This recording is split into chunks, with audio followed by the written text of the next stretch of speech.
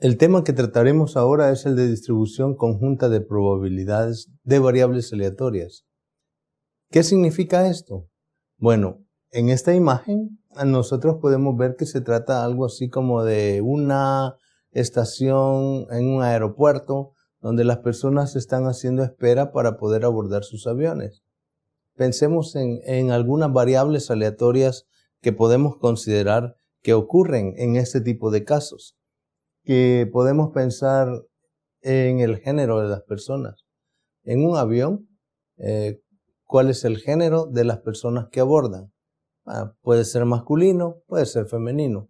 Y podemos pensar en, por ejemplo, definir una variable y contar cuántas del género masculino hay, cuántas del género femenino hay.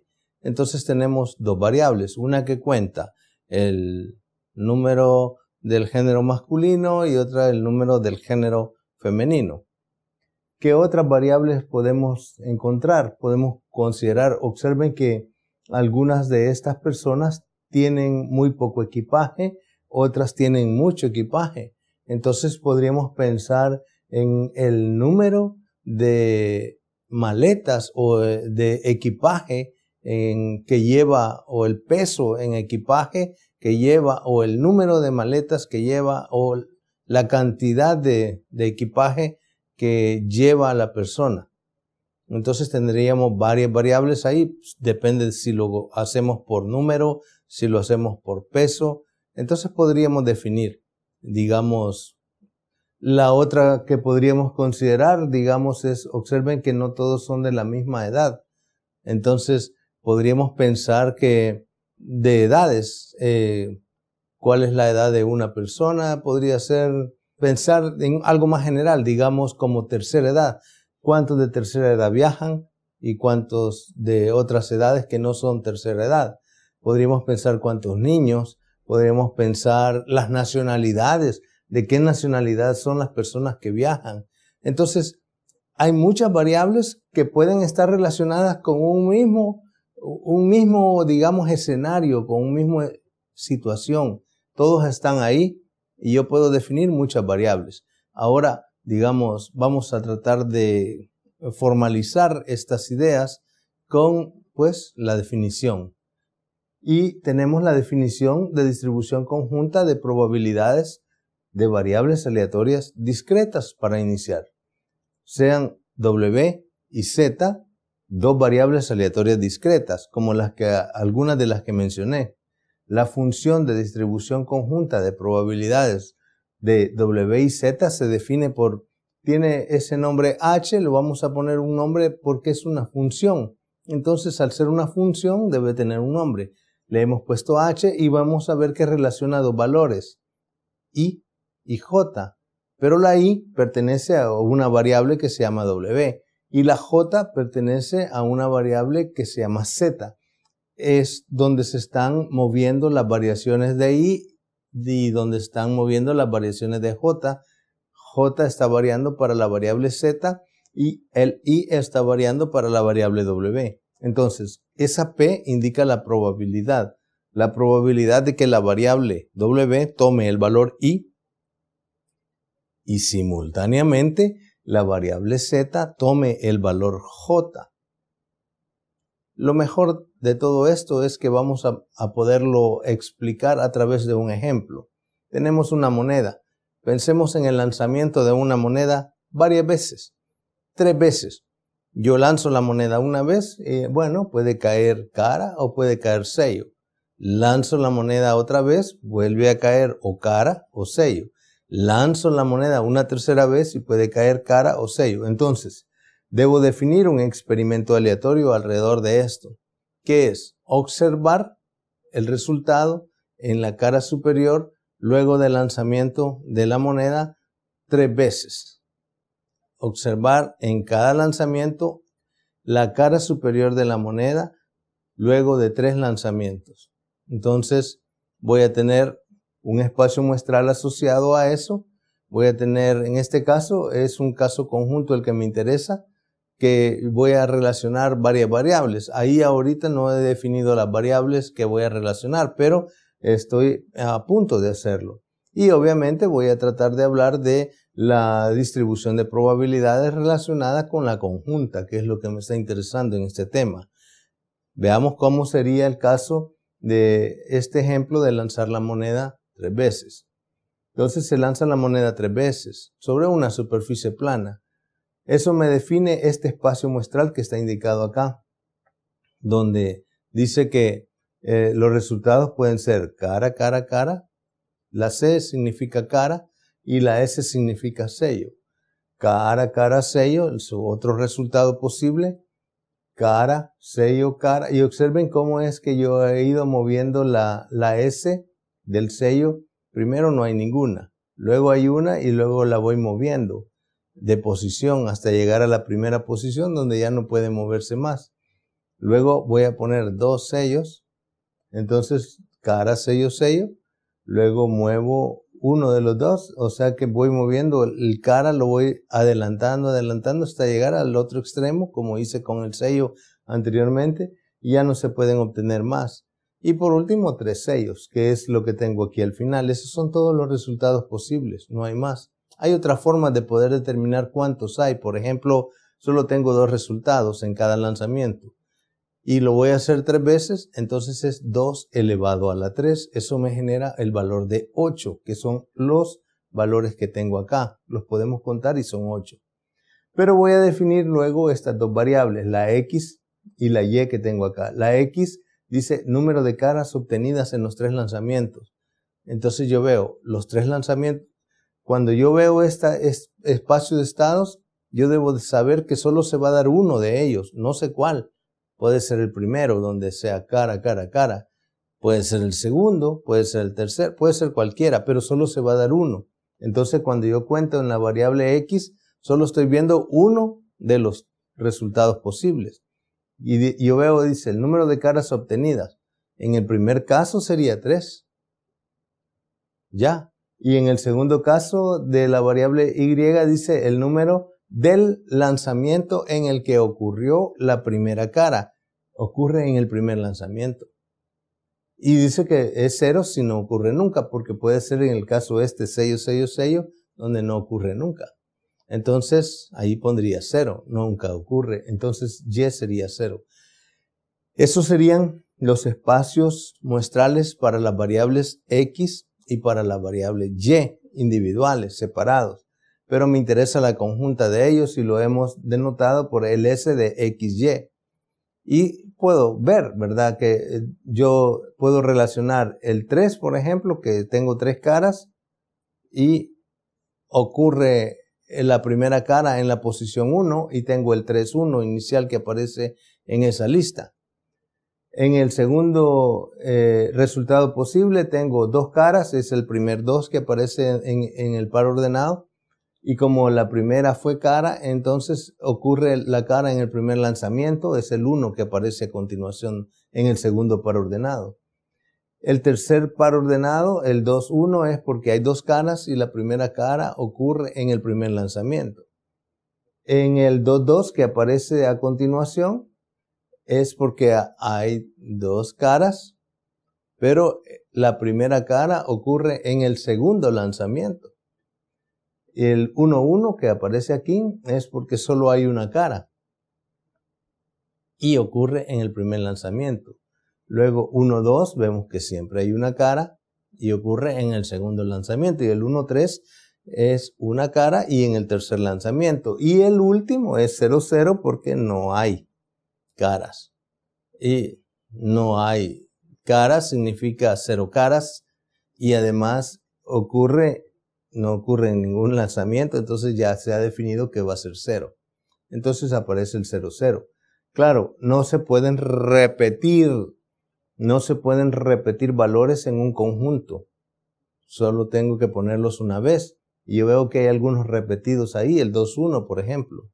Entonces voy a reescribir el conjunto y le he puesto esa doble rayita al 2-1 para indicar que ese se ha repetido 2 veces y yo lo puedo identificar de esa manera porque yo voy a necesitar cuántas veces se ha repetido o cuántas veces ocurre para calcular las probabilidades y poder encontrar la distribución de probabilidades de la conjunta.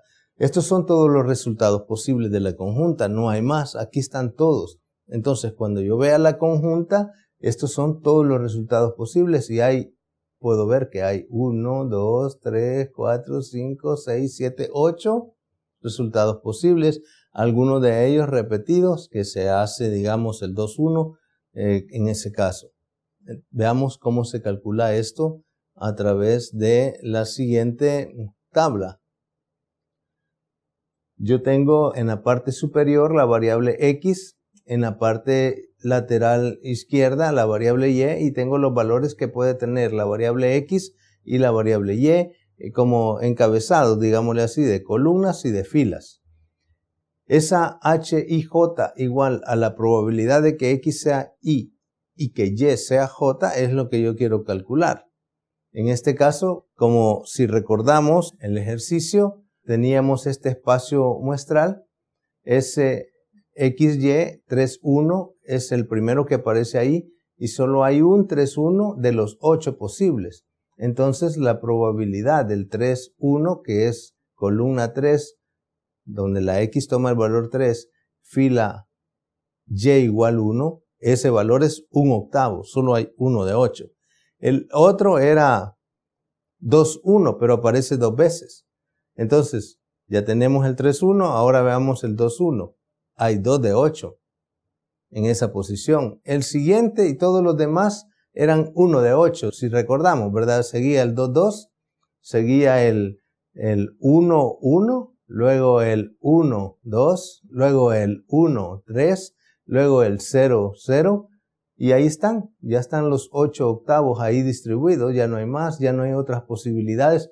Los demás valores que no están marcados con números no pueden darse. No hay ninguno que sea X igual 1, Y igual 0, además que no se puede dar, ¿verdad? Porque si X igual 1 significaría que ocurrió una cara y Y igual 0 significa que no ocurrió el lanzamiento, no hay lanzamiento donde ocurrió. Y es mentira, porque sí ocurrió una cara. En el X igual 2, 0 tampoco se puede dar porque ahí hubiesen ocurrido 2 caras.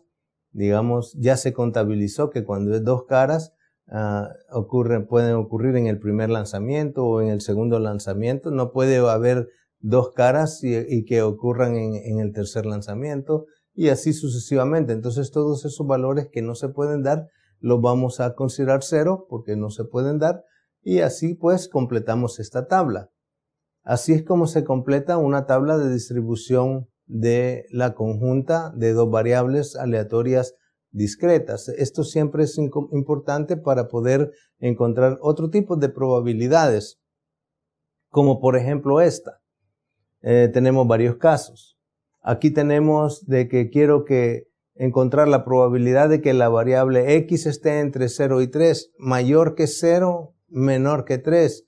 Los valores que son mayores que 0 y menores que 3, veamos cuáles son. Mayores que 0, 1, 2, 3, pero menores que 3, entonces solo me quedan los valores 1 y 2. Estaría hablando de 2 columnas para la parte de la primera de las probabilidades que aparece ahí.